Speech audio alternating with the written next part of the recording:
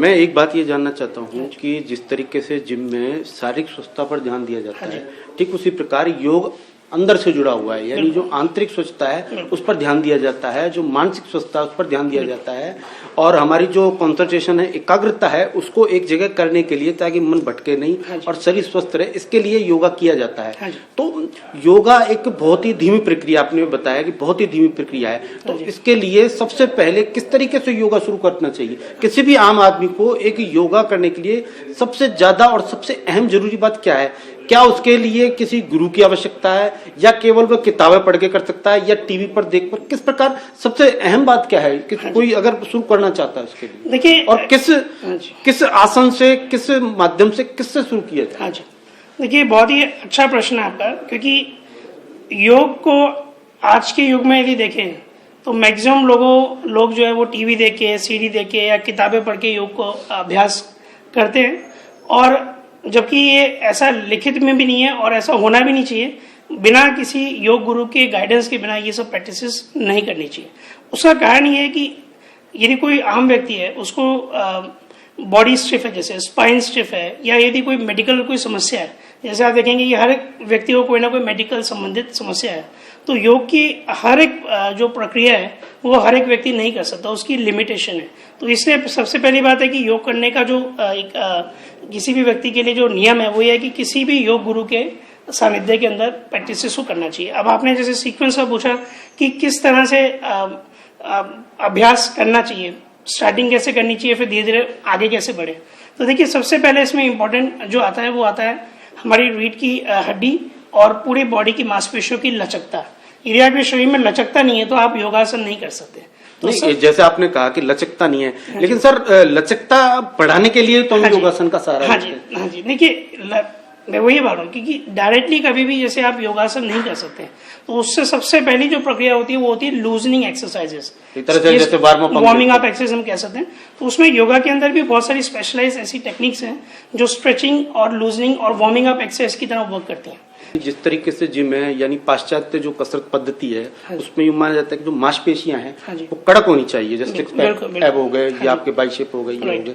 वहीं जो भारतीय जो हमारे कसरत की पद्धति है योगा, इसके माध्यम से ये कहा जाता है कि मांसपेशियों की हालत ये होनी चाहिए कि जब तक वो काम आए तब तक वो कड़क रहे, और जैसे ही वो अपना काम हो जाए, मसलन जैसे कोई भार उठाया जा रहा है तो वो एकदम से कड़क हो जाएं, और जैसे ही भार छोड़ा गया या नीचे रखा है वो शिथिल हो जाए और उनको रिलैक्स मिल जाए। तो इन दोनों में सबसे ज्यादा इम्पोर्टेंट क्या है कि मांसपेशियां कड़क रहनी चाहिए या मांसपेशियों के काम आने के बाद वो शिथिल हो जानी चाहिए? हाँ जी, देखिए योग की जो प्रक्रिया, जैसे हम योगासन की बात करें, क्योंकि फिजिकल तौर पे देखें तो योगासन ही योगा का सबसे बड़ा पार्ट है। बाकी जो पार्ट है वो रिलैक्सेशन वाला है, जैसे प्राणायाम्स को हम देखें या मेडिटेशन को देखें।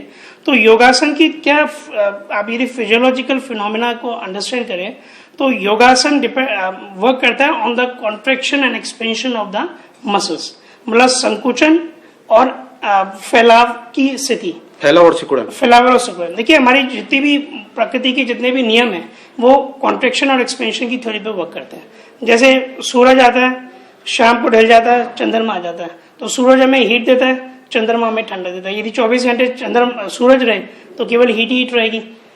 ठंडक क्यों आती है? क्योंकि चंद्रमा आ गया। इसी प्रकार से हमारे लंग्स हैं, जैसे हम यदि श्वास की बात करें तो फेफड़े फैलते हैं जब हम श्वास लेते हैं, और जब श्वास छोड़ते हैं तो कुल मिलाकर आप ये कहना चाहते हैं कि जब मसल्स का फैलना सिकुड़ना ही योगा की ताकत है, और यही रहना चाहिए कि पाश्चात्य कसरत पद्धति में यदि मसल्स केवल कड़क रहती है तो ये शरीर को नुकसान देने वाली बात है। सर आप जो है योगा एक सेंटर के डायरेक्टर भी हैं, आपके पास किस तरीके के लोग रोज योगा सीखने आते हैं, जिसमें विभिन्न प्रकार के प्रोफेशंस के होते हैं, आपके पास प्लेयर्स भी होते हैं, बिजनेसमैन भी होते हैं, उनकी मेन प्रॉब्लम क्या होती है? वो कॉन्सेंट्रेशन नहीं कर पाते, या अपने स्ट्रेस को जो है हटाने के लिए आते हैं, या उन्हें केवल योगा करना है इस वजह से आते हैं? देखिए मैक्सिमम लोगों की आज के युग की बात करें हम तो, क्योंकि जैसे हम एक आईटी सेक्टर की बात करें तो आईटी सेक्टर का हर एक व्यक्ति किसी न किसी रीढ़ की हड्डी की संबंधी से समस्या से परेशान है। गर्दन दर्द है, सर्वाइकल स्पॉन्डिलाइटिस है, lower back pain, slip disc की प्रॉब्लम,